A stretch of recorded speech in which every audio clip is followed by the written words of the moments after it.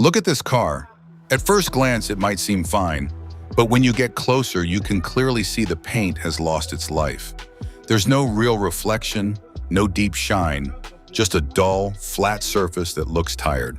And this is exactly where most people make mistakes when they start polishing. They think polishing is only about making the car shiny, but the truth is, one wrong move can actually damage the paint instead of improving it. Swirl marks, holograms, and uneven finishes don't just appear out of nowhere. They usually come from incorrect polishing techniques or rushing the process. In this video, I'm going to show you the biggest mistakes people make when polishing a car and how you can avoid them, so you don't end up ruining your paint. By the end, you'll know how to get that deep, clean, mirror-like finish the right way.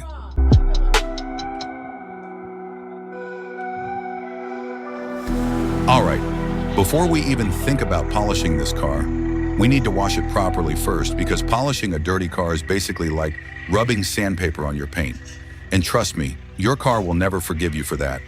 A lot of people rush this step. They grab any towel they can find, throw some water on the car, and start scrubbing like they're cleaning dishes. That's exactly how swirl marks and scratches happen. But today, Jake came prepared with a bucket of soap and a microfiber cloth, because using the right tools actually protects the paint while removing dirt safely. The soap helps lift the dirt off the surface, and the microfiber cloth traps it instead of dragging it across the paint. And honestly, sometimes the car doesn't even look bad. It's just dirty and going through a difficult moment in life. Once we finish washing it properly, then we can move on to polishing and finally bring the shine back.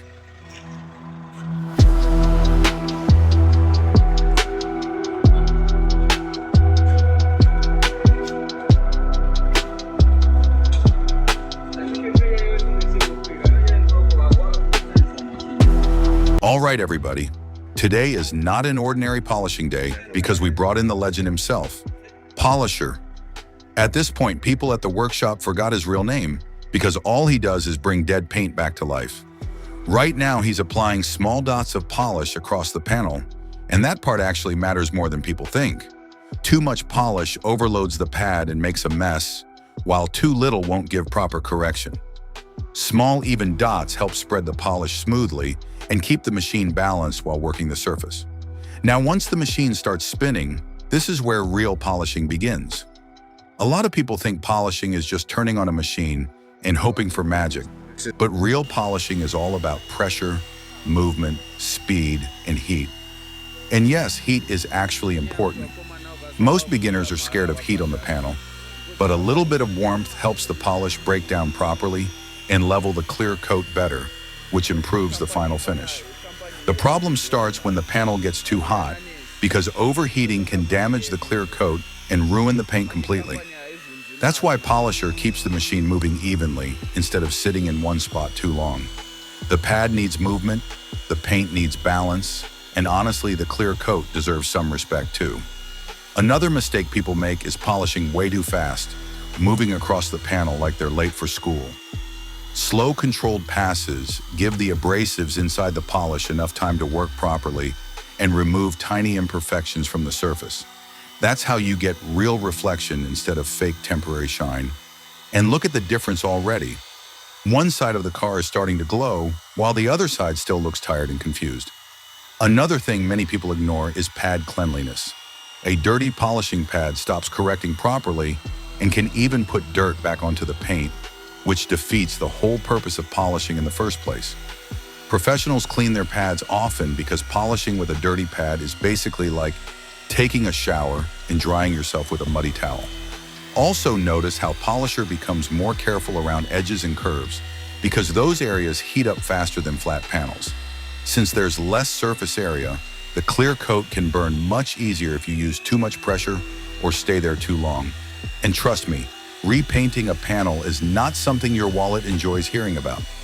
Lighting is another secret most people overlook.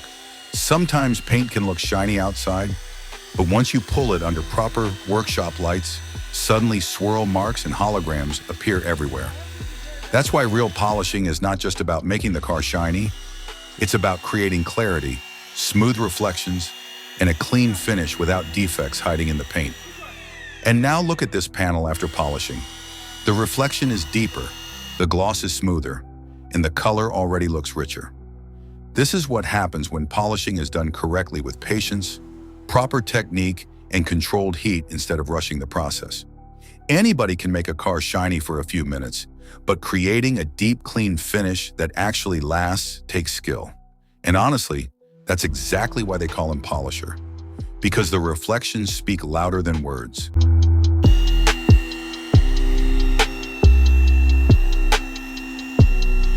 You know, polishing a car actually reminds me of something funny that happened at this workshop a while ago.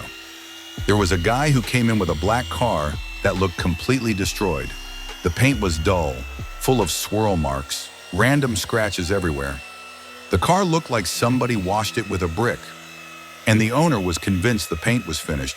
He kept saying, "Nah, this car needs a full repaint. There's no saving this thing." But Polisher looked at the car for like 5 seconds and said, "Relax. The paint isn't dead, it's just neglected." And honestly, that's something many people don't understand about polishing. Most of the time, the paint itself is still okay. The problem is the surface on top of the clear coat has tiny imperfections that stop light from reflecting properly. That's why dull paint looks tired. Light hits the scratches and scatters everywhere, instead of bouncing back cleanly.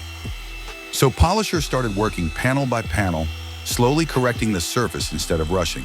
And at first, nothing looked crazy. The owner was even getting nervous like, are you sure this is working?" But after a few passes, the reflections started coming back little by little.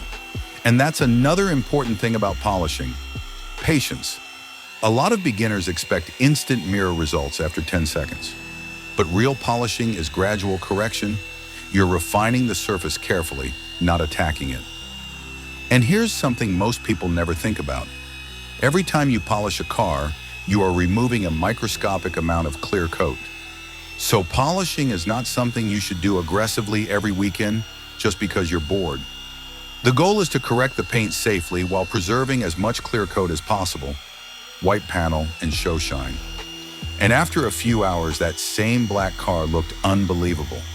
The owner literally started checking his reflection in the door like it was a bathroom mirror. But the funny part is what Polisher told him afterward. He said, "The shine was always there. We just removed what was hiding it."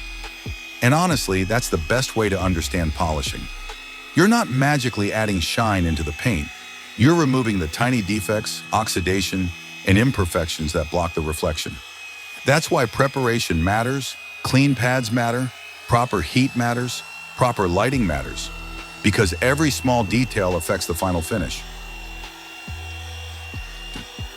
And now look at this car.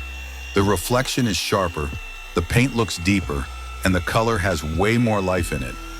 That's not luck. That's proper polishing done with patience and technique instead of rushing for quick results.